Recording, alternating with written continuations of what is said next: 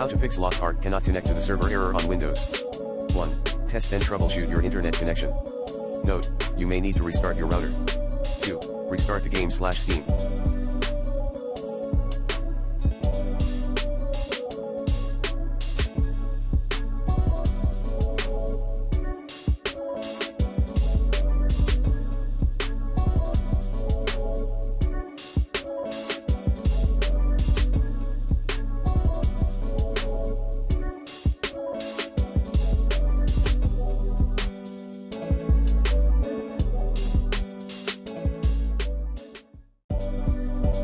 3.